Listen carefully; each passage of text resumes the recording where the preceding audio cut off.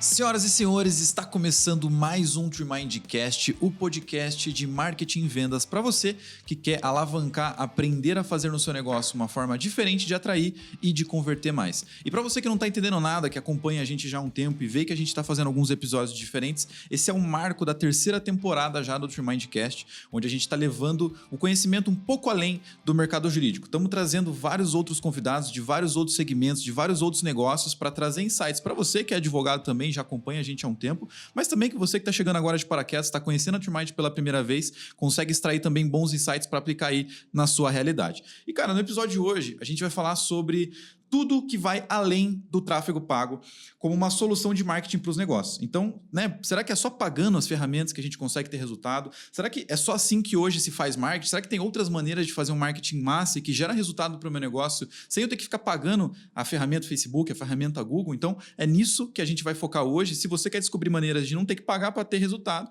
é nesse episódio que você vai descobrir como fazer isso. E, cara, para me ajudar, veio um cara de longe, velho. Um cara de longe. O cara veio lá do Rio de Janeiro, terra sagrada, terra dourada, terra que eu adoro. Inclusive, carnaval no Rio de Janeiro, para mim, é, cara, animal.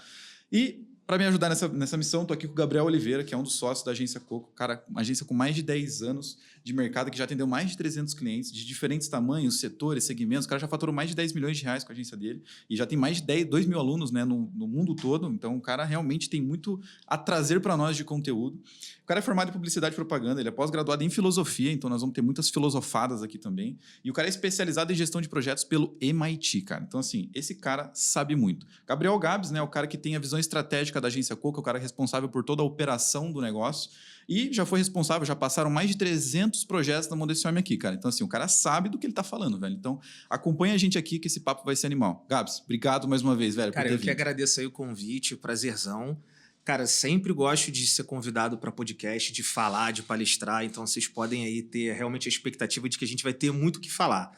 Se vai ser legal ou não, aí eu deixo, né, pro pessoal poder avaliar. Mas que a gente vai ter aqui muitos momentos de filosofadas, de coisas técnicas, de história também, de forma transparente da nossa trajetória, pode ter certeza. Animal, velho. Então, bora nessa. Pra gente começar, padrão TreeMindCast é sempre o convidado contar um pouquinho da tua história. Muita gente já passou aqui histórias animais, histórias incríveis. Tenho certeza que você também tem uma. Então, conta um pouco mais sobre a tua vida, velho. Como que você começou? Boa. Como começou a Agência Coco? Enfim, um pouco do teu contexto de uma maneira geral que te trouxe até aqui, pra galera te conhecer um pouco mais. Cara, tem a minha história, ela é uma história, assim, que eu considero ser legal e inspiradora. Tem os momentos ali de treta, mas o que acontece? A Coco hoje, elas são 3 sócios, né? Eu, Hector e Murilo. E eu e Murilo, a gente é amigo de infância. A gente estudou junto desde o ensino médio. E aí, quando a gente estava no ensino médio, o Murilo foi para engenharia e eu fui para história. Fui fazer história. Porque o meu pai, ele fez história e na época, assim, é muito difícil você ter 18 anos e você já saber o que você quer da sua vida, né? É uma pressão muito grande, assim, para o jovem. E na época eu falei assim, cara, eu vou fazer história porque eu sempre gostei disso. A minha pós em filosofia tem um pouco disso, né? E eu fui fazer história. E aí eu meio que me afastei um pouco do Murilo, porque, cara, são mundos muito diferentes ali. Depois que você também se forma no ensino médio, a tendência é você se afastar um pouco da galera. Total. E aí eu fui fazendo história, só que depois eu vi que não era uma parada que eu queria pro meu ganha-pão. Ia ser muito difícil. Eu não me via como professor e eu via que, estudando história, um dos caminhos seria dar aula. E eu não queria isso. Eu, inclusive, tinha muita vergonha de falar em público. Isso é muito doido. E hoje eu fico dando palestra no Brasil todo. E aí, eu falei assim, cara, tive uma crise existencial quando eu tinha lá meus 19, 20 anos. E eu tive um período sabático. Aí, claro, né, eu tenho que reconhecer que eu tive também privilégios ali pelo meu recorte social, né, classe média. Eu consegui, por exemplo, ficar um tempo pensando no que eu queria, né? Não vou ser leviano em trazer isso aqui como uma coisa comum. E aí o meu tio, ele era designer, né? Ele é designer, e eu comecei a gostar, eu comecei a conviver mais com o meu tio, e eu comecei a gostar dessa área de publicidade, de marketing, de design e tudo mais. E eu decidi fazer publicidade e propaganda. E aí o Murilo, na engenharia, ele, paralelo, né? É interessante entender que tem essas 2 linhas temporais. O Murilo, ele começou a fazer engenharia e dentro da faculdade de engenharia dele tinha empresa júnior. E aí dentro da empresa júnior ele começou a trabalhar em projetos reais e etc. Começou a fazer desenvolvimento de sites, modelagem de negócios, enfim. E aí eu fui fazendo a faculdade de publicidade. No final da minha faculdade de publicidade, eu tinha que entregar o TCC, que geralmente todas as faculdades entregam. Mas além do TCC, eu tinha que fazer uma modelagem de uma agência. Porque na minha faculdade, eles entendiam que muitos alunos iriam montar suas próprias agências.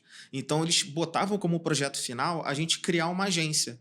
E você tinha que realmente dar nome, você tinha que ver custo, capital de giro, fazer tudo. Que animal, velho. E aí, eu sempre fui ruim em matemática, né? Então, fiz a parte toda criativa da agência.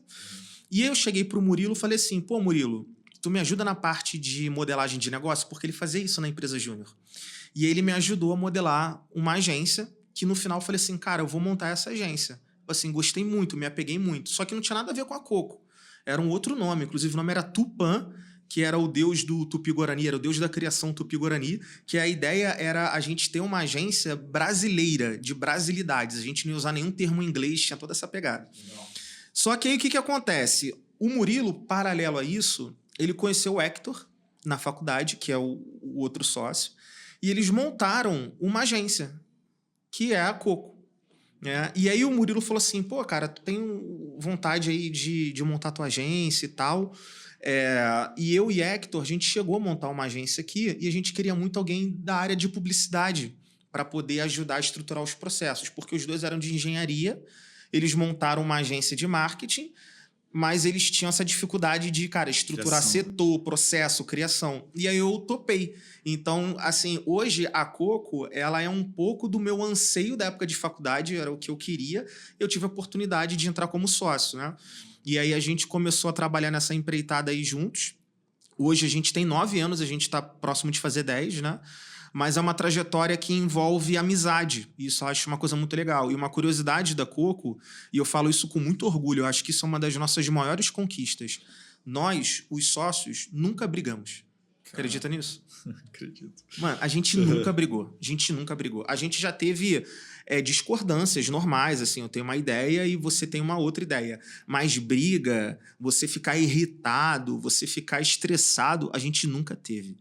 Eu acho que isso acaba levando muito para a nossa cultura, sabe? A gente particularmente tem uma cultura assim que a galera gosta muito de trabalhar na Coco, a gente tem uma cultura de desenvolvimento muito legal. Eu acho que vai muito daí, sabe? Da amizade dos sócios. Inclusive, muitas pessoas falam assim, cara, não é possível, ter sócio é muito ruim, pô, tem muita empresa que termina por conta de divergência de sócio. Cara, a gente nunca teve nenhum problema. E a minha história é um pouco disso, né? Eu comecei com história, depois eu fui para publicidade, e aí, no final da minha faculdade, né, pedi uma ajuda ao Murilo, que já estava na engenharia e também com uma iniciativa de uma agência, e aí deu esse estalo. Ele falou, pô, cara, já que tu quer montar a tua agência, tô com uma agência aqui com o Hector, entra de sócio com a gente. Aí a gente embarcou nessa também até hoje. Caraca, velho. Cara, animal. Quantas pessoas tem hoje na Coco? Cara, hoje, o que acontece? A gente tem os colaboradores fixos e a gente tem os freelas, que a gente chama de freela fixo, porque ele tá sempre com a gente, né? E a gente acaba considerando ele um colaborador. A gente tá entre 35 e 38 colaboradores. Bastante, cara. Pô, top, velho. Então, vamos começar a porradaria aqui, porque agora eu acho que a galera vai precisar tomar um pouco de um chacoalhão, porque hoje a gente fala muito, não é que a gente fala muito, né? O mercado caminha muito para isso, porque existe um anseio por resultado de todos os lados do negócio, todo mundo quer vender mais, todo mundo quer conseguir resultado, quer ROI, quer dinheiro, quer fazer o negócio funcionar, e o digital se tornou um caminho tranquilo para fazer isso, né? Quando a gente falava de publicidade, sei lá, velho, acho que há 10, 12 anos atrás, o gestor de tráfego tinha que pegar e fazer a planilha na unha para mandar para o veículo que ia veicular os anúncios e tudo mais, então tipo assim, uma parada pitoresca, mas que hoje é muito fácil. Você aperta lá alguns botõezinhos, faz um curso e consegue desenrolar. Mas, cara, sendo bem sincero, assim, tráfego pago na tua visão hoje, cara, resolve tudo para uma empresa que quer vender mais? Você acha que é só tráfego pago? É só botar anúncio que o negócio vai e gera resultado? Porque tem muita gente hoje, eu diria que até mais 80% das pessoas, botam dinheiro e sempre reclamam. Cara, não tive resultado, não consegui, não funcionou. Como que é a tua visão sobre isso, cara? Uma coisa que é muito importante que a gente fala nos nossos cursos e treinamentos, existe o tráfego pago, que é a iniciativa que você realmente vai botar dinheiro, e existe a parte de conteúdo. Conteúdo e tráfego pago, eles funcionam como se fosse um yin yang. Um depende do outro. Por quê? Se você cada vez mais entram, vamos supor, a gente está falando de uma clínica de estética, a gente está falando de um salão de beleza, a gente está falando de um escritório de advocacia. Cara, a cada dia entram dezenas, milhares de concorrentes seus na internet. E você anunciar na internet é como se você estivesse anunciando numa grande feira de rua em que está todo mundo gritando, está todo mundo disputando espaço. Dentro dessa dinâmica, você precisa de diferenciação. E a melhor diferenciação que tem é a conexão que você gera com a sua marca. E isso vem com o conteúdo. Então, por exemplo, se eu só gastar dinheiro em tráfego pago, vai chegar uma hora que o meu custo por lead ele vai começar a aumentar, porque é normal, vai saturar. Às vezes você, por exemplo, quando você tem Black Friday, o CPM das plataformas é altíssimo. Inclusive, tem marcas que fazem as campanhas de Black Friday até antes, porque elas têm um custo por lead melhor. Aí faz o esquenta Black Friday, né? Pra gente é esquenta Black Friday, mas para eles é Black Friday mesmo.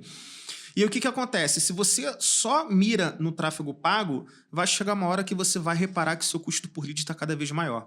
E como é que você faz para reduzir o seu custo por lead? Investe em conteúdo. Tenha uma estratégia de conteúdo, mas conteúdo relevante. Um conteúdo que realmente entenda as dores do profissional que está ali do outro lado, né? Do usuário que está ali do outro lado, e que ajude ele de certa forma.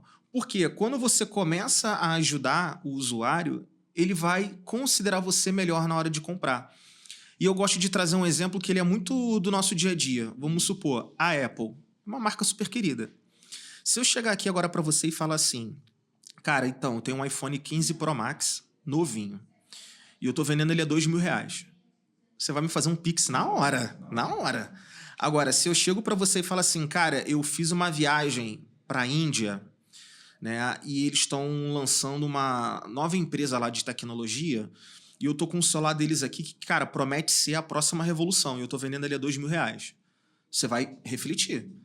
Por que você vai refletir? Porque você ainda não conhece essa empresa, ela não está no teu dia a dia, ela não está na novela, ela não está no influenciador, ela não está nos seus amigos. Então você não tem nenhum relacionamento com ela. Agora, a Apple, você vai comprar sem pensar, porque já tem toda uma construção para você.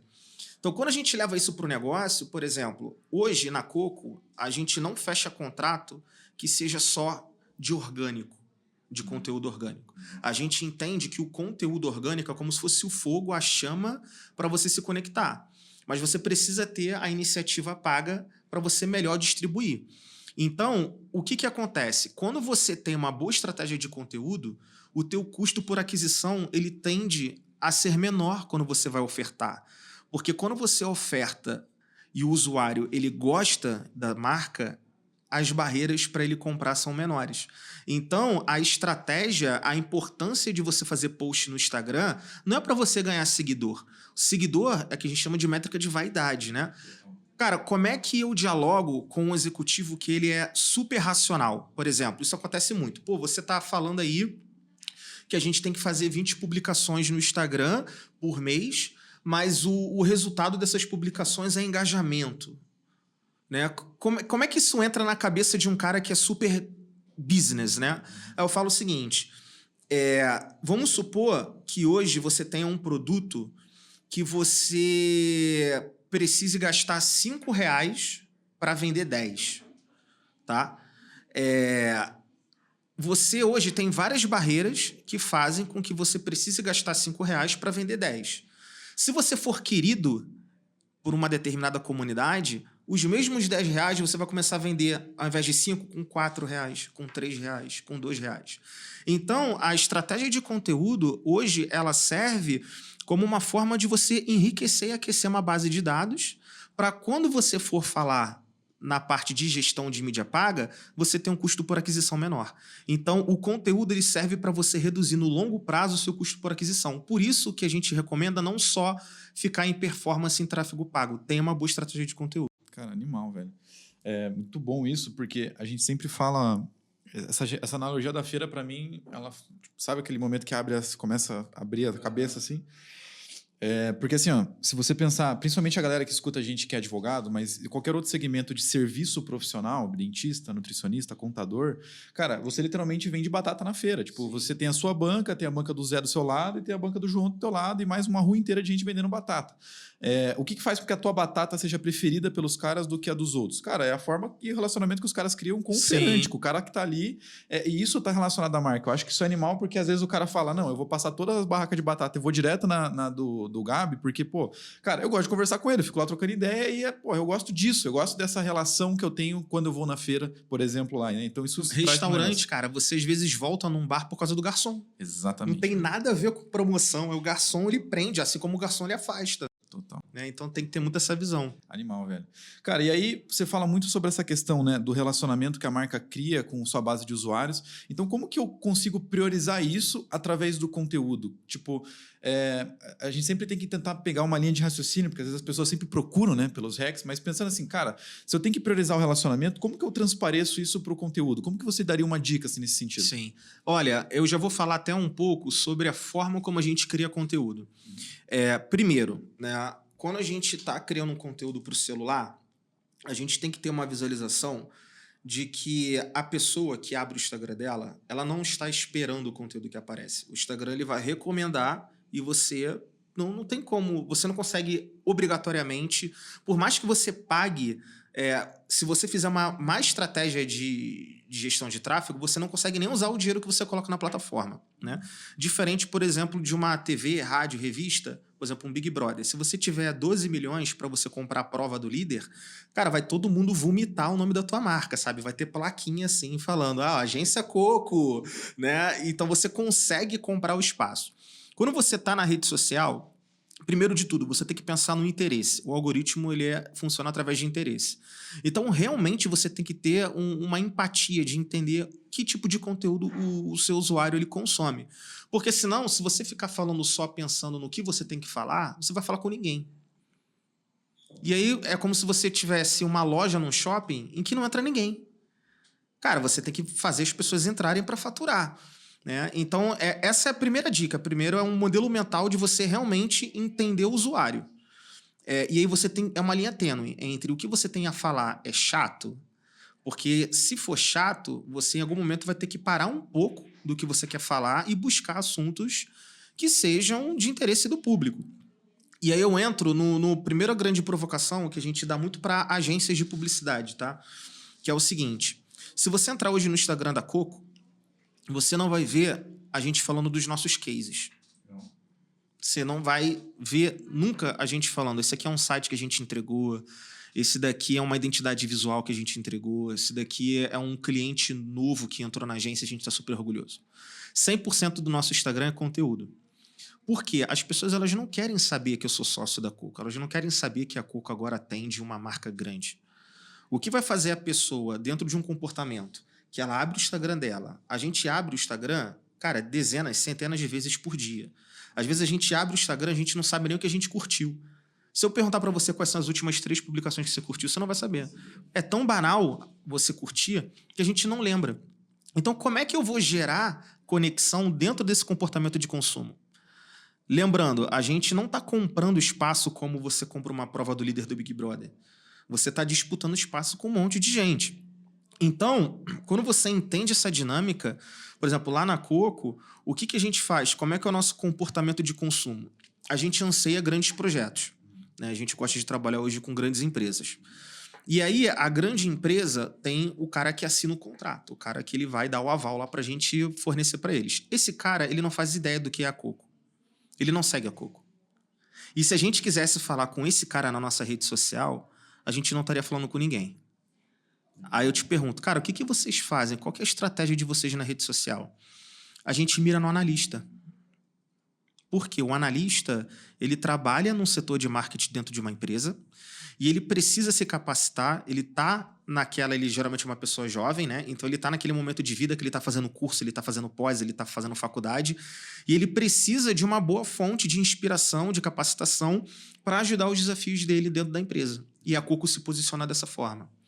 E aí, quando a gente começa a ajudar um analista, ele faz o nosso curso, ele assiste as nossas lives, etc. Ele fala assim, cara, eu quero que vocês sejam a agência aqui da empresa. E aí ele convida a gente, aí geralmente a gente dá uma palestra para a empresa dele, a gente conhece o chefe dele, e aí o chefe dele fala assim, pô, cara, acho que vocês têm tudo para ser realmente a nova agência daqui. Aí a gente faz uma concorrência, né, que é super comum, e a gente consegue um grande projeto. E qual que é o aprendizado disso? Se a gente estivesse mirando 100% no nosso público final, a gente não estaria falando com ninguém, porque o diretor da multinacional, ele não está a fim de seguir uma página de marketing. Ele não está nesse momento de vida. Então, a gente entendeu que a gente precisava achar um influenciador para levar para o decisor. Então, muito do que a gente faz nas redes sociais, muitos dos negócios também tem um pouco disso. Às vezes, o público que você está mirando não é o público que vai te dar retorno de engajamento. Você tem que ir para um outro público para, aí sim, esse público te levar onde você quer.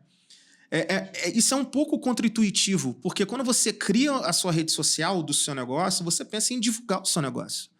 Só que quanto mais você colocar teu comercial na tua comunicação, mais longe vai estar o usuário. Porque promoção, né? ninguém quer ficar se relacionando com propaganda. A gente não aguenta 5 segundos de propaganda do YouTube.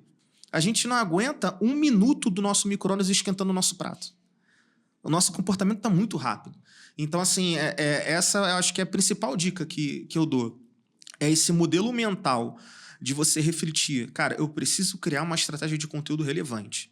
Tá? Esse é o primeiro ponto. Dá para você se vender através de uma boa produção de conteúdo. Né? As pessoas elas conseguem olhar para os posts da Coco e falar, cara, o pessoal sabe do que está falando, é um conteúdo diferenciado. Provavelmente o serviço deles é diferenciado. Então, dá para você conseguir se vender sem você ficar naquele compre batom, sabe? Naquele sensacionalismo comercial. E o segundo ponto é esse, cara. É você refletir o público que você está mirando. Porque às vezes você pode estar mirando num público que não vai te dar retorno de engajamento. Cara, faz todo sentido isso e é muito legal. Acho que a gente complementar esse ponto, porque muita gente confunde o que é um conteúdo relevante com conteúdo que é viral. Eles acham que tudo que é viral é relevante. Tipo, não, os caras estão fazendo agora muito aquela... Porra, a loja tá fazendo aquelas trends de jogar água na cara. Tipo, joga na cara, daqui a pouco, tipo... Entra como um vídeo de pegadinha, né? Aí dá um corte seco. Exatamente. Aí, tipo assim, cara, talvez o primeiro cara que fez isso, pô, é genial. Lógico, se você fizer uma parada como essa, provavelmente você vai ter um alcance muito maior do que os vídeos padrões de, né, comprar batom e alguma coisa nesse sentido. Só que, cara, é relevante um conteúdo como esse? Tipo assim, na tua visão, Gabs, o que você acha sobre essa questão das trends, dos hacks? Você acha que a empresa tem que seguir por isso? Isso é ser relevante? Ou ser relevante é uma outra parada que talvez a galera não conseguiu pegar o código aí, né? O código do... Eu gosto muito de metáfora. Então, eu tô num processo de emagrecimento da minha vida. Eu vou fazer uma metáfora com um processo de emagrecimento. Você que quer emagrecer, você tem basicamente 2 caminhos, né? Você tem um caminho do milagre, do medicamento que você vai... Água com limão de manhã. Que você... Aí tem um monte de receitinha, de hack, de atalho que supostamente vai te levar ao emagrecimento. E você tem um caminho que ele é mais científico, que ele é mais tradicional mesmo, sabe? De você ir no endócrino, fazer os seus exames, ver se você está com algum problema. Depois, se você tiver a oportunidade e condição, você pode até ter um personal que vai te acompanhar na academia, você vai no nutricionista, você equilibra o teu sono, a tua alimentação, o teu exercício. Se você fizer isso, naturalmente você vai emagrecer. Se teus exames estão em dia, você está se alimentando com um bom plano alimentar, você está fazendo exercício praticamente todos os dias, você está dormindo bem, cara, é natural, é consequência que você vai emagrecer. No mundo do digital, você também tem os hacks, as fórmulas, os gurus, que te prometem ficar milionário, resultados estratosféricos, e até os conteúdos que prometem você furar bolhas de algoritmos, que são os virais. Né? Existe o viral que ele acontece assim, por acontecer. Você está fazendo um conteúdo, por algum motivo, por exemplo, a gente pode ter um corte desse podcast aqui que por algum motivo a gente vai viralizar. Mas você não consegue prever, você não consegue garantir isso. E se você ficar dependendo disso, é como se você quisesse emagrecer ficando dependente de um produto milagroso. Então, o que a gente vende, cara, é ciência. É realmente assim, é uma estratégia consistente de crescimento. O que é isso? Aí já explicando um pouquinho assim do nosso pensamento estratégico. Por exemplo, cara, a gente abomina sorteio. E tem muita empresa que faz sorteio aí adoidado porque gera comentário e etc. O que acontece? Vou falar de Instagram porque é rede social, né, mais popular. No Instagram, a gente tem algumas formas de você interagir com a publicação. Você tem um comentário, você tem um envio, você tem um salvamento e você tem a curtida, beleza? Então, você tem 4 formas de você interagir com a publicação. E, por um outro lado, você também tem formatos que dialogam com essas interações. Por exemplo, um carrossel dialoga muito com salvar. porque é um conteúdo longo que você vai salvar para poder rever depois ou ler mais tarde. Um meme ou uma frase inspiracional dialoga muito com o enviar, que você vai disseminar aquilo dali para os seus amigos. E um conteúdo que ele é realmente mais interativo, um conteúdo assim um pouco mais denso, ele reflete com um comentário. Então, o que a plataforma quer? O que a gente visualiza como uma boa estratégia de crescimento? Que você não dependa de hacks, que você não dependa de viral. Cara, você tem que ter uma estratégia de conteúdo com linhas editoriais que dialogam com as possibilidades de interação e com os formatos da plataforma. Então, isso quer dizer que dentro de uma estratégia de conteúdo, se eu vou falar 20 vezes no mês, se eu vou ter 20 publicações, uma porcentagem tem que ser de carrossel, uma porcentagem tem que ser de um conteúdo mais leve, pode ser meme, pode ser frase, tem que ser um conteúdo leve, um conteúdo de envio. Por exemplo, dificilmente você pega um carrossel de 10 artes e você envia.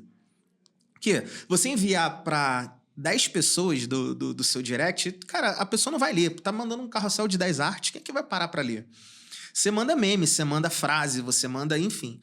Então você tem que ter uma porcentagem de carrossel, uma porcentagem de conteúdo mais leve e uma porcentagem de conteúdo interativo. Se você tiver consistência nessa produção de conteúdo, naturalmente você vai aumentar o estímulo de salvamento, de comentário, de envio e de curtidas, né? E se você tiver a recorrência de estímulo dessas métricas, você aumenta seu engajamento.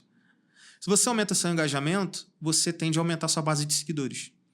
Então perceba que você conquistar seguidores na rede social é uma métrica de consequência. Eu não consigo garantir quantos seguidores vão vir através de uma estratégia que a Coco faça. Mas eu consigo garantir que as nossas estratégias elas vão ser baseadas em técnicas de estímulos às interações, comentário, envio, salvamento e curtida, e que de uma forma recorrente a gente vai aumentar as taxas de engajamento, as taxas de alcance e, consequentemente, a gente vai aumentar os seguidores. E quando você tem essa visualização de que a estratégia de conteúdo ela tem como se fosse um time de futebol, sabe? Você tem a zaga, você tem um ataque, você tem meio de campo, né? Quando você tem funções e você aposta nessa consistência, cara, você até fala assim, nem precisa do viral. Porque é aquele lance, né? Você cresce de forma sustentável. Porque o viral, sim, legal, pô, você tem um vídeo que vai bater mais de 1 milhão de visualizações. Mas aquilo dali é outlier, aquilo dali é exceção. E a gente não pode trabalhar vislumbrando a exceção, a gente tem que trabalhar vislumbrando a regra. Total. Né? Então é um pouco dessa relação. Cara, até tem uma parada sobre conteúdo viral que nem para alguns negócios não faz nem sentido um conteúdo viral, porque eu fico... Cara, se tem uma coisa que me deixa extremamente puto, cara, é um dia que eu tô em casa, tipo, 8 horas da noite, eu tô com fome, eu não jantei ainda, e daqui a pouco aparece um reels, tipo, de alguma coisa viral, de uma hamburgueria, de alguma coisa que você fala, nossa, velho, cara... Aí eu clico no bagulho, o cara é lá do Pernambuco, aí você fala, porra, caralho. Aí você entende? Então, tipo assim, às vezes o conteúdo local, a parada... Fura tanto a bolha, né, que você... E aí eu fiquei puto, eu falo, pô, não consigo comprar do cara, velho. Apareceu uma parada pra mim, eu não consigo comprar do cara. Então, tipo assim, o cara gerou o estímulo em mim através de uma parada viral, fez uma trend lá e apareceu pra mim que tô aqui no Paraná, mas pô, o cara não consigo comprar do cara. Então, às vezes é pensar que realmente, tipo, cara, pra algum segmento de negócio não faz nem sentido procurar viralização. Inclusive, por exemplo, se a gente tá falando aqui com donos de empresas e pessoas que vão contratar profissionais do marketing, cobrem esses profissionais a realmente ter uma boa estratégia de conteúdo, você ter uma variação de conteúdo. Então, por exemplo, se você fala sempre da mesma forma, também é ruim. Por isso que eu falo, o conteúdo que você fala, ele tem que estar em formato carrossel, ele tem que estar em formato leve, ele tem que estar em formato interativo. E aí, a cobrança em cima do profissional tem que ser nessa consistência e nessa variação. Não fica cobrando viral, não fica cobrando trend. Sabe? Porque na internet tem muito essa questão da FOMO, da FOBO, né? Fear of Missing Out, que é você... Por exemplo, você vê que tá todo mundo fazendo. Aí você fala assim, não, tá todo mundo fazendo, eu tenho que fazer também. É porque dá resultado, né? É igual o lance do TikTok, é uma rede de dancinha. Não é, cara. Não é. Você tem produtores de conteúdo no TikTok que, cara, eles são extremamente científicos. Serjão dos Foguetes, Serjão Sacani. Pô, me amarro no conteúdo dele, sabe? Então tem muita gente que acha que, pra estar no TikTok tem que fazer dancinha, pra estar no TikTok tem que ser assim. Cara, não é. A gente pode ter conhecido a rede social assim, porque, de fato, no início do TikTok era muita dancinha, era muita... Também sabe? E tem pessoas que, cara, se posicionam dessa forma. Tem influenciadores que dançam e fecham publis aí e fazem a vida. Mas a gente tem que entender que a plataforma, ela é um Lego. Você pode fazer dezenas de combinações estratégicas. e você faz a melhor para o seu negócio. Total. Cara, animal. E aí eu imagino que vocês lá na Coco devem receber muito um feedback, como qualquer outra agência, a gente aqui na Ultimate também recebe muito isso. Aquele feedback do cliente falando assim, pô, cara, nós fizemos a campanha, fizemos a estratégia, começamos o negócio, são duas coisas, né? O primeiro, quando funciona e gera contato, gera oportunidade pro cara, ele fala, pô, mas só tá vindo oportunidade desqualificada, só tá vindo lead desqualificado, só tá vindo isso aqui. E do outro lado, o cara que fala assim, pô, mas eu já tô há 2 meses fazendo, não chegou nenhum cara ainda, velho. Pô, mas aí... Então, como é que você conscientiza hoje? Como é que vocês falam e tratam isso com os clientes de vocês? Imagino que às vezes vocês podem sofrer um pouco menos do que isso, porque estamos falando de clientes maiores, mas, cara, e são um pouco mais conscientes, mas eu imagino que chega os caras falando, cara, só tá vindo lead desqualificado, pô, nós estamos aqui há 2 meses, 3 meses fazendo, ainda não veio nada. Então, como que você conscientiza e qual que é a visão que você passa para os teus próprios clientes sobre esses tipos de tópicos? Sim. Cara, eu vou contar uma história e é uma história, assim, que a gente aprendeu muito e é de uma... Cara, de um erro mesmo, assim, que a gente tem de leitura de cliente, de projeto. Teve uma vez que procurou a Coco uma pessoa que ela estava começando a oferecer os serviços dela. Ela estava estruturando o negócio dela, tá? Então, não existia landing page, não existia identidade visual, não existia nada. E, inclusive, essa pessoa ela tinha acabado de se formar. Ela não tinha nenhum cliente pagante. Eram pessoas amigas que consumiam ali os serviços dela. Quando ela contrata a Coco, ela contrata com uma expectativa absurda de crescimento. Só que aí, o que a gente passa para esse cliente? Que a agência de comunicação, o próprio nome diz, é uma agência de comunicação. Ou seja, ela só vai reverberar o que é o teu negócio. Se o teu negócio não for maduro o suficiente, não tem estratégia de comunicação que salva. A outra metáfora que eu digo, você tem uma confeitaria. Por algum motivo, você trocou o açúcar por sal. Cara, não tem estratégia de tráfego pago que vai salvar o teu negócio. Por quê? Você está fazendo um bolo ruim. E aí, o que a gente fala para esse cliente? Cara, você primeiro precisa refinar o teu negócio. A agência, ela vai te ajudar, mas a gente não vai conseguir resultados imediatos. A gente vai fazer um descobrimento juntos do seu negócio. Se eu pergunto para o meu cliente qual que é o público e ele não sabe dizer, a gente vai ter que descobrir. E aí, ao invés da agência ela começar no 0, ela vai começar no -5, no -10. Então, a gente tenta trazer um pouco dessa régua para o cliente.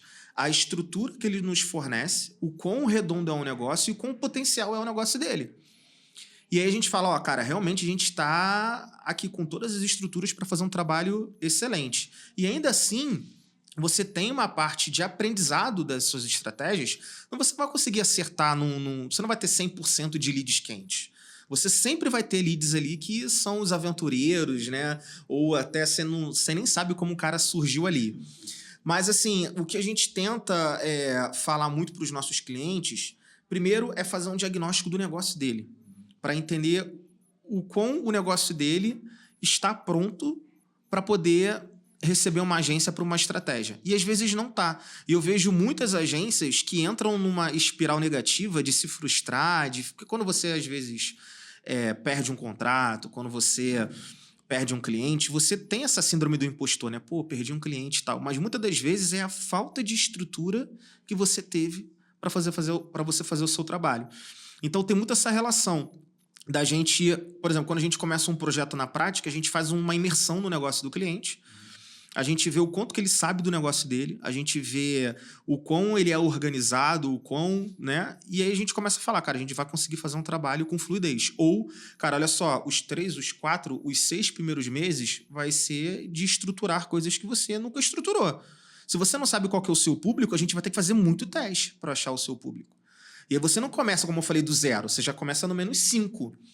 E é uma questão assim do profissional, por exemplo, na Coco a gente instrui muitos gerentes de projeto a isso, a eles realmente posicionarem o cliente sobre o que ele está oferecendo de estrutura. Uma outra metáfora, vamos supor que você esteja fazendo o seu aniversário para os seus amigos e para a sua família, e aí você vai contratar um churrasqueiro. Tá? E o combinado que você tem com esse churrasqueiro é o seguinte, você vai comprar as carnes, você vai comprar comida, ele vai chegar lá e vai fazer. Só que você só compra carne de terceira, com nervo, carne de pescoço. Cara, aquilo dali vai comprometer. O cara pode ter estrela Michelin, sacou? Ele pode ser o melhor churrasqueiro do país. Ele não vai conseguir fazer um bom trabalho. Ou se você dá, ao invés de uma churrasqueira, você dá uma airfryer para ele. E você tem 100 pessoas para alimentar. Vai dar BO. E o problema do churrasqueiro não é. Então tem muitas estratégias, tem muitos negócios que a gente fala assim, cara, toda agência que for trabalhar com você, você vai ter o mesmo problema. E aí você acaba, assim, até se defendendo, né? A gente até fala que é um momento terapêutico, que a gente fala assim, nossa, não sou tão impostor assim, sabe? Mas tem muito disso, né? É você realmente entender a qualidade do negócio do teu cliente. Cara, isso é muito massa, porque a maioria dos negócios, eles sempre procuram numa agência um profissional que, cara, sabe fazer o que eu não sei. Então, sabe levar o meu negócio para onde eu não sei se levar e vai fazer com que isso reverbere venda, reverbere grana. Só que às vezes você vai trocar uma ideia com o cara no tete a tete, o cara não tem nenhum time comercial de atendimento, o cara não tem uma estrutura mínima, não tem script, não tem nada. Tipo, aí você vai falar assim, tá, eu posso jogar 200 leads qualificados na tua mão, cara. Você vai arrumar um jeito de não atender esses caras. 50 vão ficar sem resposta, os outros 100 você demorou 2 horas para responder. Então, assim, tudo isso envolve também o resultado e tem uma coparticipação nisso que às vezes não fica clara para o cara, porque a maioria procura terceirizar a responsa. Eu não consigo fazer tráfego, solta na mão do cara que ele vai conseguir fazer para mim. Faz um conteúdo lá que vai virar venda. Tipo, cara, é uma construção aí, é uma parada tipo um casamento, porque é uma parceria, afinal de contas, né? Então tem a minha parte que eu preciso entregar, mas tem a parte do cara que também precisa entregar. Inclusive, tem uma dica também que eu acho que é muito interessante. Por exemplo, a Coco, ela fala até onde ela vai e deixa muito bem claro o compromisso de métrica dela. Então, por exemplo, o nosso compromisso de métrica é te entregar leads qualificados. Se esses leads vão fechar ou não, não é problema meu. É problema do teu comercial. Porque às vezes o cliente, ele fala assim, pô, não tô vendendo. Então só tá vendo lead ruim. E aí ele fala assim, pô, tô investindo numa agência, tô investindo aqui num comercial e eu não tô vendo isso refletir em faturamento. Só que aí você vai investigar toda a linha, isso já aconteceu com a Coco, que a gente às vezes faz um cliente oculto. A gente começa a preencher o formulário para saber como a gente é atendido. A gente já atendeu uma clínica de estética que o comercial da clínica demorava 1 semana para responder.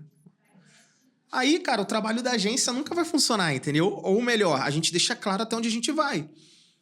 Tem agências, até parceiras, que eu conheço os donos, que eles oferecem um serviço de estruturação comercial, porque funciona para eles. Porque quanto mais estruturado for o comercial de um cliente, mais vai fluir, vai ter essa coparticipação que você falou.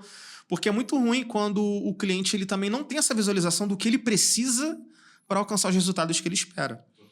Então, assim, o marketing ele realmente tem que estar lado a lado com o setor comercial.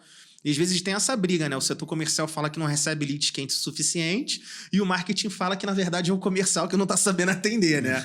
Mas aí você tem que achar ali um meio termo. Totalmente, cara, totalmente. É isso que a gente fala muito aqui. A gente tem uma filosofia que traz muito para nós mesmos. A gente aplica muito isso na TreeMind, porque aqui também é interno. A galera briga, o comercial briga com o time de marketing, falando, cara, tá vindo lead, só lead ruim, só não sei o quê. Só que aí a gente teve uma reunião, acho que foi essa semana passada ou essa semana, não lembro. E eu cheguei pra galera e falei assim, tá, cara, vamos entender o seguinte ponto. Se você preferisse falar só com 2 clientes qualificados por dia, extremamente qualificados, ou então falar com 15, que não pode ter o qualificado e pode não ter também, o que você prefere? Eu prefiro falar com os 2 extremamente qualificados. Tá, e só por falar com esse cara, você tem certeza absoluta que com os 2 você vai fechar? Aí eles... não tenho certeza, porque eu vou ter que falar, apresentar proposta, o cara tem que ter condição e várias outras coisas que o marketing não tem como saber. Não tem como eu tirar da bola de cristal, peraí, deixa eu só ver se esse cara tem dinheiro antes dele entrar na minha loja. Não tem como, cara. E aí eu falei, então, cara, prefiro optar por ir para um caminho onde eu faço 15 reuniões no dia, 20, falo com 20, 30, 40, 50 pessoas, porque dentro desse bolo eu tenho uma chance maior. Isso aumenta a probabilidade, né? Exatamente, é probabilidade, velho. Exatamente esse o nome da parada. Então, quando você não foca nisso, você só quer focar em acertar o negócio da mosca, porra, velho, não tem como. Então, assim, você tá querendo uma bala de prata, que é aquilo que o cara procura, né? Um milagre que só vai chegar aqui o cara certo e eu fecho uma venda desse jeitinho todo dia. E não funciona assim, né? Até, por exemplo, às vezes isso acontece muito com o empreendedor. Ele fala assim, ficar fazendo investimento em marketing, investimento em mídia paga, o melhor marketing é um boca a boca. Né? Cara, beleza, é realmente o melhor. Você ser indicado é uma parada absurda. Mas isso daí, cara, não acontece com frequência. Se você tiver uma meta de crescimento da sua empresa, você tem que ter estratégias para cada vez mais aumentar a prospecção, aumentar a reunião, para aumentar o orçamento enviado, para poder... Sabe, uma coisa puxa a outra. Né? Então, você tem que ter essas estratégias bem desenhadas. Total, isso eu falo muito para os advogados, porque a maioria das pessoas de mercado de serviço profissional, o cara vive e sempre viveu a base de indicação. Tipo, eu tenho um dentista de família, o médico da família, e é sempre com esse cara que eu me consulto, e beleza. Escala isso agora. Como é que você faz agora para chegar a 100 desses daí por mês? Não tem. Você cria estratégias, tem metodologias, mas você não tem nenhuma garantia de que isso vai funcionar todos os meses, né? Então, cara, eu acho que. E você consegue levar isso a um nível muito fechadinho, mas enfim. É muito massa falar sobre isso, porque, cara, às vezes é uma visão que a galera falta um pouquinho de entendimento para conseguir ter isso claro. E falando assim da agência da Coco, cara, como que vocês hoje conseguem medir o ROI do trabalho que vocês oferecem? Você falou um pouco das métricas, né? Até onde vocês são responsáveis e até onde é a responsabilidade do cliente. Então, como é que vocês medem o resultado do trabalho de vocês e apresentam isso para um cliente, né? Para a galera tentar entender também, quando eu for contratar uma agência, eu não posso esperar isso aqui dela e posso esperar talvez resultados próximos disso daqui. Como que você mede isso hoje? Primeiro, a gente divide, como eu falei, os nossos serviços que a gente chama de estratégia de engajamento e estratégia de performance. Então, basicamente, se a gente vai atender um escritório de... Não vou falar de escritório de advocacia, vou falar porque o escritório de advocacia tem várias regras de anúncio, né? Vamos lá, a gente vai anunciar para uma clínica de estética. Vai fazer um trabalho para uma clínica de estética. Então, a gente tem, dentro dos nossos serviços, uma área em que a gente vai se preocupar em produzir conteúdo relevante nas redes sociais. E aí o objetivo dessa estratégia, as métricas que a gente entrega, que a gente considera métricas de sucesso, é taxa de alcance e taxa de engajamento. Taxa de alcance é a capacidade que você tem de cada vez mais alcançar pessoas. Porém, eu não quero só alcançar pessoas, eu quero me conectar com elas. Então, eu tenho que transformar esse alcance em engajamento. Então, nos nossos relatórios, tem lá o quanto essa conta cresceu de alcance e o quanto essa conta cresceu de engajamento. E engajamento, leia-se as interações, né? Comentário, envio, salvamento e tudo mais. Quanto a gente estimulou. Então, para a rede social, a gente não garante venda. As métricas de sucesso da rede social é alcance e engajamento. Então, o retorno, ele não é um retorno direto. Tá? E aí a gente tem as campanhas de anúncio, que são o performance. E aí, essas campanhas de anúncio, a gente já consegue ter uma visualização melhor de ROI. Né? Então, se eu estou gastando R$1.000 com os anúncios e está voltando 10 de faturamento, então meu ROI é 1:10. Né? Só que qual que é a dificuldade? Quando a gente cobra do cliente, a gente cobra o nosso FII, beleza? E aí a gente cobra um valor para gerir a rede social, um valor para gerar lead. Literalmente coisas separadas, né? Coisas separadas. E aí a cabeça do cliente tem uma área aqui que eu estou investindo que não me dá retorno. Então, nem vou investir nela, mas entra no que a gente estava falando no início. A rede social é importante porque no médio e longo prazo eu diminuo o meu custo por aquisição nas minhas campanhas de performance. Então, basicamente, os nossos relatórios eles têm essas duas áreas. O quanto que a gente está alcançando e engajando e o quanto que a gente está efetivamente performando. E é bom separar isso, porque eu vejo muita agência com um contrato que é o seguinte, isso já aconteceu na Coco, tá? Isso é muito comum. O cliente ele não faz ideia da mídia paga. Ele não sabe nem o que é tráfego pago. E aí você chega e você vende apenas o serviço de gestão de rede social. Então você vende um pacote de 12 publicações por mês. E o cliente que fecha isso, ele tem a expectativa de que tu vai gerar leads para ele. Só que você não vai gerar lead com publicação. Você gera lead com anúncio. Se você pensar em gerar leads através de post, você vai transformar a tua comunicação numa comunicação comercial. E aí você vai afastar as pessoas. Né? Então, basicamente, são essas duas grandes áreas, né? O nosso ROI. Por que eu falo que é ROI também? Como eu falei, não é um ROI direto, né? O engajamento. Mas, no longo prazo, ele qualifica uma base de dados para, quando eu for anunciar, eu conseguir anunciar e ter menos barreiras, menos objeções. E aí eu conseguir realmente fazer a venda com um custo por aquisição menor. Faz todo sentido. Cara, animal, eu vejo muito isso fazendo muito sentido, principalmente porque quando você foca em criar um público, você está criando um público. Porque, de novo, quando o cara, por exemplo, eu dei o exemplo lá do cara que não sabia nem quem era o público dele.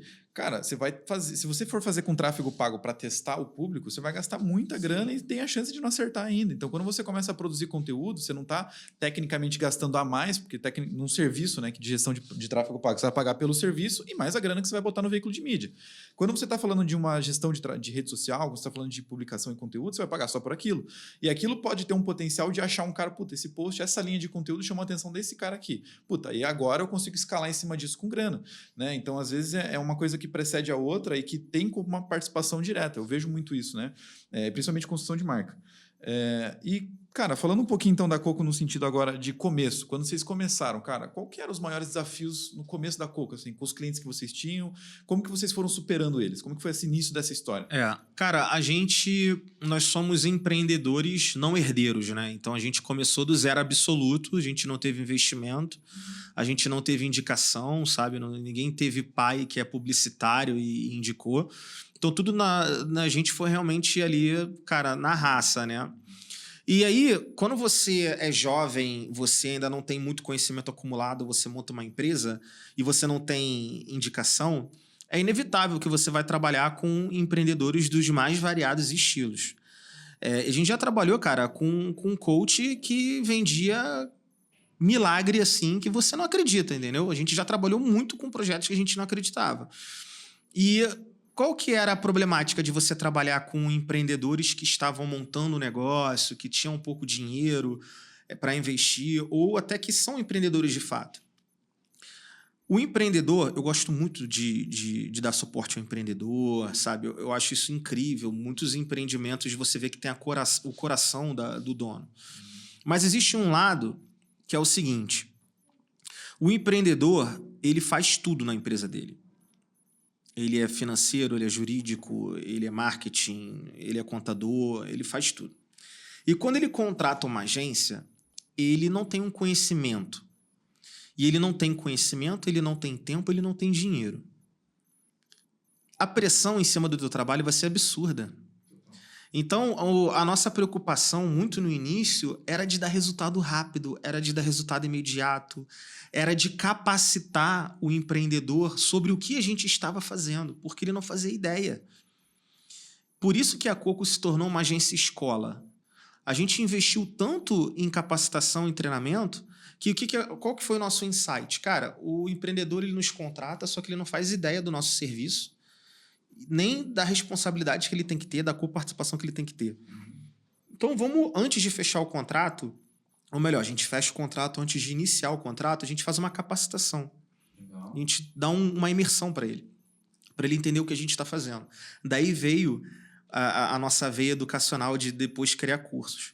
Mas o nosso desafio no início era muito esse, era de dar resultado rápido, dar resultado imediato, e você fica nessa de querer o viral, a trend, o hack e tal, e você capacitar o cliente a entender o que você está fazendo.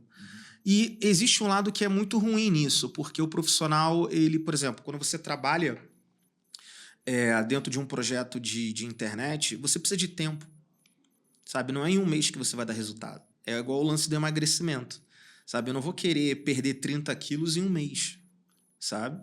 Até quem faz cirurgia bariátrica tem um tempo para se perder, né? Então, a gente se frustrava muito. E é aquilo, né? Por exemplo, quando você atende uma multinacional, tem multinacional hoje que a gente atende, indústria farmacêutica, que eles pagam pela tabela que existe, aquela tabela de recomendação de preço de publicidade, que ninguém segue, porque muita gente fala que é utópico. Então, falando só em números aqui, tem indústria farmacêutica que nos paga R$5.000 para fazer uma arte de WhatsApp. R$5.000 para um empreendedor que está começando um negócio é muita grana. E aí, R$5.000 para uma indústria farmacêutica que fatura bilhão não é nada. Não é nada. Então eles vão pagar e vão pedir o nosso prazo e deixar para lá. Agora, o empreendedor que está te pagando R$5.000... Tá no teu pescoço, cara, ele tá no teu pescoço todos os dias. Assim. Né? Então, assim, em algum momento, para os nossos anseios enquanto negócio, porque você começa a ter mais pessoas trabalhando, você começa a ter pessoas mais qualificadas trabalhando, o seu custo de operação aumenta. Então, era inevitável, em algum momento, a gente falar, cara, a gente precisa parar de atender empreendedor. A gente gosta muito deles.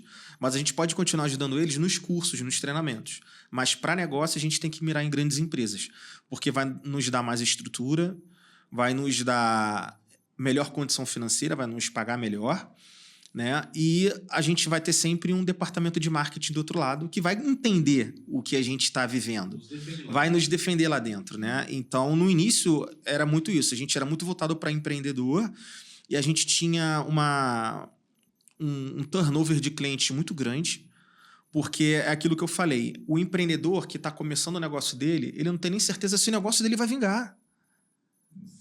Né? E aí você entra como um fornecedor de um negócio que você vê que ainda está em construção. E aí, como é que eu faço a minha previsão de caixa, de receita? Hoje, se eu fecho um contrato de 1 ano com uma indústria farmacêutica, eu tenho certeza que eu vou receber. Sabe? De certeza. Quer dizer, beleza, eu posso estar trabalhando para uma Odebrecht, que na época ali deu, sabe, quebrou, enfim. Mas a probabilidade é muito baixa, né? E aí hoje a gente conseguiu, né, fazer essa virada de empreendedor para grandes empresas. Isso é uma das coisas que a gente fala muito também para as novas agências. Não estou querendo aqui falar mal do empreendedor ou dizer que você não deva trabalhar com o empreendedor. Né? Eu acho que para você trabalhar com o empreendedor hoje, você precisa ter um serviço que ele é um pouco mais genérico e escalável. Né? Um serviço de muita personalização, como é o nosso, que envolve pessoas de qualidade, né, assim, específicas, você naturalmente vai aumentar o seu valor. Outra metáfora que eu faço, né, igual a pizza. Se você quiser fazer uma pizza para você cobrar R$10, você vai usar os ingredientes mais genéricos possíveis. Pizza para você, não sei se tem lá no Rio de Janeiro, mas aqui tem. Não. É pizza 15 pila.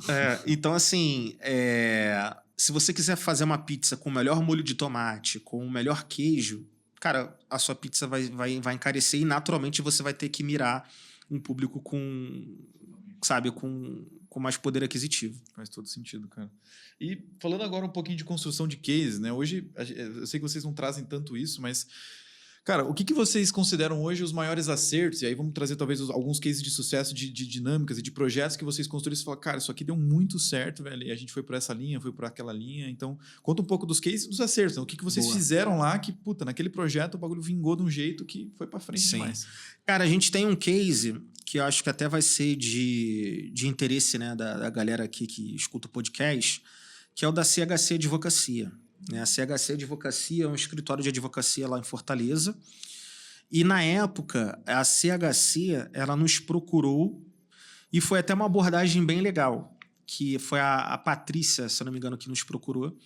E ela falou assim, gente, é o seguinte, a CHC é a Coco da advocacia. Da mesma forma que vocês foram diferentes e inovadores no mundo das agências, né? A gente é para o mundo do direito. E a gente acha que a gente tem sinergia, todavia a gente quer trabalhar junto. A CHC ela já tinha uma estrutura de conteúdo muito maneira. Né? A gente não construiu do zero as estratégias, mas a gente trouxe refinos que foram refinos bem interessantes. E aí entra muito no que eu estava falando do cliente te dar a estrutura para trabalhar. Quando a gente chegou na CHC, a CHC ela já queria ser igual a Coco. Isso já é aí é o que eu falo da questão de valor de marca. Né? Você já chega sendo querido. As pessoas chegam até a Coco falando assim, pô, eu quero pro meu perfil o que vocês fizeram pro perfil de vocês. Né? E aí, o que a gente fez para a CHC? A gente fez a estratégia de conteúdo para eles. Aquele lance que eu falei de você entender as linhas editoriais, você desenvolver conteúdo que desperte salvamento, envio, comentário. E uma das coisas que eu acho que é muito interessante da CHC é a ousadia que eles tiveram para realmente ser diferente.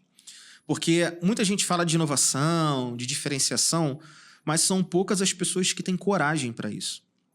Tem até um caso que é muito emblemático do Airbnb, que quando o Airbnb estava naquele período de captar investimento, ninguém sabia o que era Airbnb, todo mundo dizia não para eles. Cara, como é que pode? Eu, então, na minha casa, posso receber qualquer pessoa no meu quarto e a rede de hotéis, como é que vocês acham que vocês vão competir com os hotéis? Então, assim, a inovação do Airbnb precisou, em algum momento, de alguém com coragem de falar assim, não, cara, é possível fazer isso. Ou o próprio Nubank, quando chegou com essa questão de você fazer uma conta sem precisar ir no banco, né? Sem precisar assinar papel, você assina no celular, você abre uma conta em poucos minutos. Olha a quantidade de burocracia que existia no setor bancário. Alguém chegou e falou, cara, é possível. Né? Então, a CHC ela trouxe para a gente, por exemplo, uma orientação que eles tinham internamente de que nenhum advogado da CHC, em peças, né, em documentos que eles fazem, pode usar termos em latim. Porque eles queriam ir contra esse estereótipo do advogado falar difícil e você não entender nada, e aí até criar aquela soberba.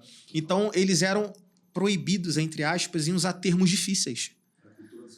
Era a cultura deles. E aí, cara, quando você vai fazer uma estratégia de conteúdo, aí a gente brincava, a gente fazia muita alusão. Por exemplo, na época estava rolando o Big Brother da Carol Conká, né? E aí teve uma treta de que a Carol Conká, ela humilhou ali o Lucas Penteado, né, no programa. E o Lucas Penteado, quando saiu, ele quis processar, ou gerou um burburinho de que ele ia processar a Carol Conká. E aí, como é que era a nossa estratégia de conteúdo? A gente surfava em assuntos do momento e trazia ensinamentos jurídicos. Então a gente falava assim, cara, o Lucas Penteado pode processar a Carol Conká? Pô, isso te chama muito mais atenção do que se eu colocar um advogado todo engravatadinho falando, não, mas é porque o novo Código de Defesa do Consumidor mudou. Isso não vinga na internet. Então a gente trazia muito essa leitura. Teve uma época também que aquela atriz que faz a Princesa Leia de Star Wars, a Carrie Fisher, ela morreu. E ela morreu no meio da gravação do filme do Star Wars. Então uma parte do filme do Star Wars foi feito através da atuação dela, ser humano, e a outra metade foi uma reconstituição digital. E aí a gente trouxe esse dilema, né, da ressurreição digital e os direitos de imagem. Pô, sabe, aí, cara, você começa a chamar atenção. Cara, é legal, você tem curiosidade de ler um conteúdo desse. Então, a CHC, ela foi um case pra gente muito importante pra gente mostrar que até num ambiente que é extremamente engessado, como o do direito, que muitas pessoas falam, não, mas é porque quando você fala de escritório de advocacia, você não pode. Quem é que disse que não pode? Mesma forma que um banco lá que fala, não tem como a pessoa abrir uma conta no celular dela em casa. Quem disse que não pode? Pô, não tem como fazer uma transação bancária instantânea para qualquer celular. Quem disse que não pode? Né? Então tem essa parte da CHC, que pra gente foi um grande case de conteúdo. E o nosso outro grande case de conteúdo foi de indústria farmacêutica. E aí, veja, a indústria farmacêutica, assim como o mundo do direito, são áreas extremamente reguladas. Então, a gente conseguiu nossos maiores cases de criatividade em ambientes que a gente era extremamente limitado. Né? E na indústria farmacêutica, o que acontece? Isso é uma coisa muito interessante. Eu gosto de me desdobrar, né, para poder falar, de me aprofundar, porque passa muitos ensinamentos. A gente trabalhou com um produto que era um produto de uma indústria farmacêutica chamada Farmoquímica. O nome do produto era Maresis. Maresis é concorrente do Rinossoro, do Neosoro. Né? Era uma higienização, não era o pinga-pinga, era o jato contínuo. Era um vidro de jato contínuo, né? Você apertava e higienizava as narinas. Maresis chamou a Coco para poder fazer o perfil do Maresis nas redes sociais. E aí nosso primeiro questionamento foi, quem é que segue perfil de medicamento na rede social? Você já viu alguém falando assim, nossa, eu sigo o perfil da Neosaldina, eu sigo o perfil do Dorflex. Você segue um perfil de medicamento? Não, nem sei se tem. Né? Aí a gente faz essa pergunta, né? Quem é que seguiria? Apenas os próprios gerentes de produtos da indústria farmacêutica, os amigos, os familiares, os representantes, no máximo os médicos. Mas será que a galera segue? Será que isso entra assim, tipo, pô, maneiro, vou seguir um perfil de medicamento? Então, essa premissa ela já estava errada. Assim, galera, não vamos entrar como Maresis. Vamos entrar como um portal de conteúdo. Mas um portal de conteúdo para quem? Aí a gente percebeu que Maresis, que a indústria farmacêutica tem isso, eles vão lançando um produto a cada ano e vão adicionando só uma substância diferente. Quando você vê, você tem dezenas de shampoos, dezenas de cremes, né? Dezenas de cremes de barbear, tu não sabe nem qual que é qual. Então o Maresis, ele tinha uma família, você tinha o Maresis Baby, que era para recém-nascido, você tinha o Maresis HT, o Maresis XJet, você tinha vários Maresis, tá? E aí, no lançamento do ano, né, que estava em questão, eles queriam focar no atleta amador. Tipo assim, um atleta de crossfit, o ciclista, o corredor, que precisa manter as narinas higienizadas. Eles queriam focar nesse público. Eu falei, beleza, eles têm um lançamento lá. Primeiro, eles queriam criar um perfil do Maresis, a gente, né, questionou essa ideia, falou, não, vamos criar um portal de conteúdo. Mas para quem? Para o atleta amador. A gente foi pesquisar o comportamento do atleta amador. E a gente via que o atleta amador ele não faz ideia do Maresis. Ele não tinha esse comportamento de consumo. E aí, o que a agência tem que pensar? Cara, para eu atingir um público que não faz ideia do que eu sou, vai levar tempo. Muito tempo. Muito tempo. E às vezes é um tempo que quem me contrata não vai querer esperar. Exatamente. A gente tinha 1 ano de contrato. Aí a gente falou assim, cara, vamos pesquisar os outros públicos de Maresis. A gente começou a fazer pesquisa simples no Instagram, #Maresis, e via as marcações. E a gente percebeu que, de uma forma natural, existiam muitas mães que recomendavam Maresis Baby, porque ele tinha um bico anatômico que você conseguia higienizar a narina do recém-nascido com ele levemente deitado. Então você não precisava acordar ou irritar muito o recém-nascido. E a gente percebeu que a comunidade de maternidade nas redes sociais é muito quente. As mães, elas se ajudam muito. Existe uma rede de apoio muito grande. A gente falou, vamos criar um portal de conteúdo chamado Portal Respirar, que ele vai mirar nas mães. E a gente vai falar sobre cuidados com o recém-nascido. E a gente vai trazer mães para poder criar conteúdo. A gente vai mediar lives com especialistas e mães que estão enfrentando uma primeira bronquite de um recém-nascido. Só que, na época, o diretor lá da multinacional falou assim, mas como é que você quer criar um portal de conteúdo para um produto que já é estabilizado? Porque o Maresis Baby ele já tem o público dele. Eu tenho aqui uma responsabilidade de impulsionar o Maresis HT, o novo Maresis. Só que a gente falou, cara, a internet você não pode escolher muito, não. Porque, assim, se você quiser escolher público na internet, você tem que ter grana e tempo. Totalmente. Então, assim, a gente tem 2 caminhos. A gente pode mirar no atleta amador, mas até a gente ser conhecido, até a gente despertar um mínimo de relacionamento, vai demorar mais de 1 ano. Ou a gente pode ir para as mães e a gente cresce nosso perfil rapidamente. E aí a gente convenceu, né, a farmoquímica ali, o departamento de respiração, a ir para as mães. Cara, a gente fez um trabalho muito maneiro. A gente realmente deu espaço e voz às mães e a gente trouxe também não só um conteúdo técnico ensinando a mãe a cuidados respiratórios com a criança, mas a gente criou ali um lema de respira e não pira, que a gente percebeu que a mãe, principalmente no Brasil, ela enfrenta dupla jornada, né? Você tem muito dessa questão da mãe ela ser sozinha na criação do filho. Né, difícil você... Hoje está evoluindo, hoje já melhorou muito, né, de você ter a figura do pai fazendo parte mais da criação, né? Mas existe, né, na cultura brasileira muito dessa problemática. Então a gente levantou essa bandeira da respiração, ela também ser sentimental, da gente ser um portal de acolhimento, de conscientização, em que a mãe ela pudesse se sentir também mulher, sabe? Porque tem muito dessa problemática. Às vezes a mãe, a mulher quando ela vira mãe, a vida dela toda gira em torno do filho e ela começa a abrir mão de coisas dela mulher. Total. Cara, e aí a gente explodiu, a gente bateu 10 mil seguidores no primeiro mês. A gente começou a ter marcas como Avon, Natura, comentando as nossas publicações. E aí a gente foi indicado ao Prêmio Lupa de Ouro, que é o Oscar da propaganda farmacêutica. E aí esse foi um grande case de conteúdo, porque também envolveu coragem, né? Da gente falar assim, cara, não vamos para esse público. E isso foi muito contraintuitivo, porque toda a indústria estava injetando dinheiro nesse lançamento. Só que esse lançamento era para um público que na internet ia demorar muito tempo. Então a gente mirou num produto que já estava estabilizado.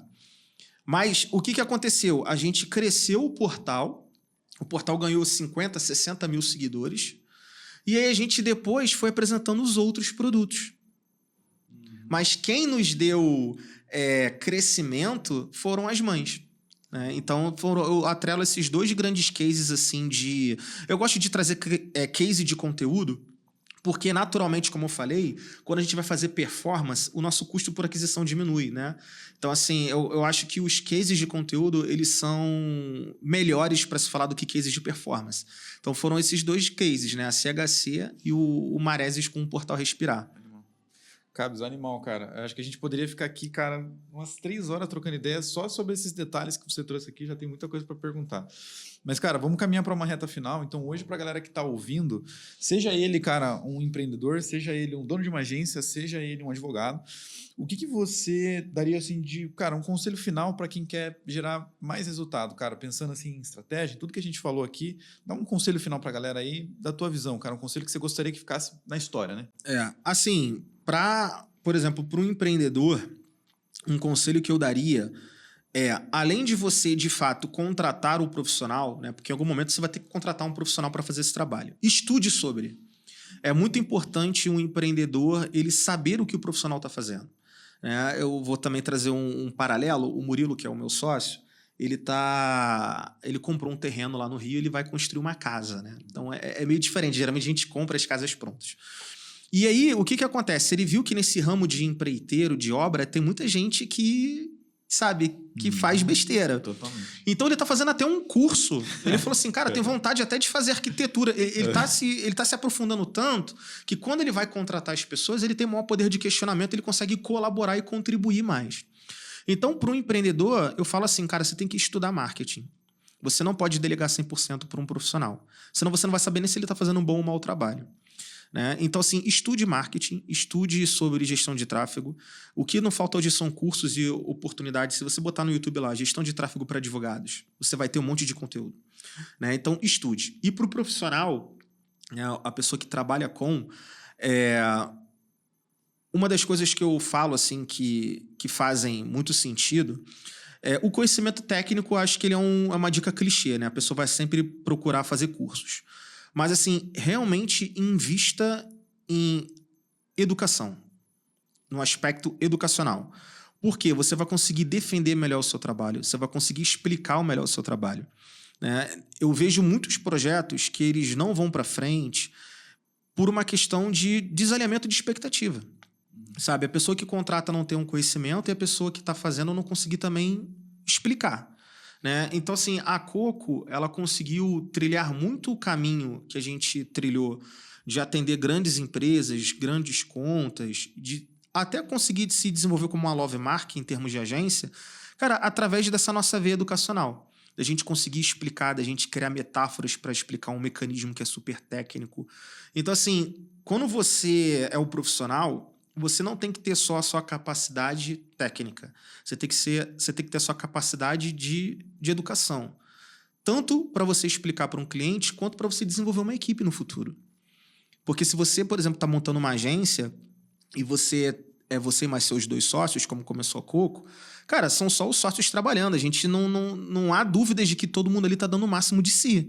Mas quando você começa a ter 10, 15, 20, 30, 40, 50 pessoas... Você começa a ter pessoas que trabalham na empresa que você não consegue nem vê-las no dia a dia. Você não sabe da história, do histórico delas. Então, você tem que ter um mecanismo de desenvolvimento e de liderança muito grande.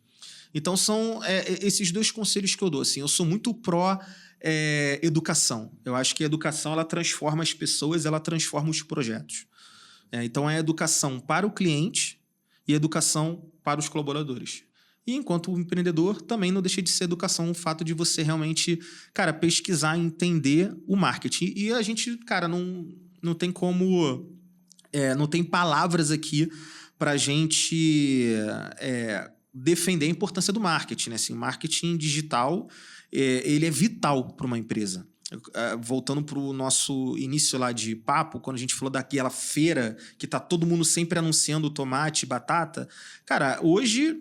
Você se forma em medicina e você simplesmente começa a alugar um consultório e você acha que a tua agenda vai se encher naturalmente? Não vai. Não vai. E, inclusive, tem muita frustração com o médico em relação a isso. O médico fala, pô, estudei 10 anos, eu fiz residência e agora eu tenho que aprender TikTok? Tem, cara. Tem, mano. Tem, porque o mercado tá mais competitivo. Hoje você é dermatologista, entram 10 dermatologistas novos por mês no mercado. Total. Então, é um pouco por aí. Animal, velho. Cara, uma puta aula. Espero que a galera tenha curtido. Se você quer fazer alguma coisa, um comentário, quer, enfim, contribuir de alguma forma, comenta aqui embaixo. Se você tá caindo de paraquedas nesse episódio, não é inscrito no nosso canal no YouTube, considera se inscrever. Se você tá ouvindo pelo Spotify, considera seguir esse podcast, porque a gente tem episódio novo toda semana, já são mais de 200 episódios. Então depois dá uma olhadinha no que a gente já produziu também. E no mais, eu agradeço pela sua audiência. Gabi, mais uma vez, cara, obrigado por ter vindo aqui. Que agradeço. E até o próximo episódio. Valeu!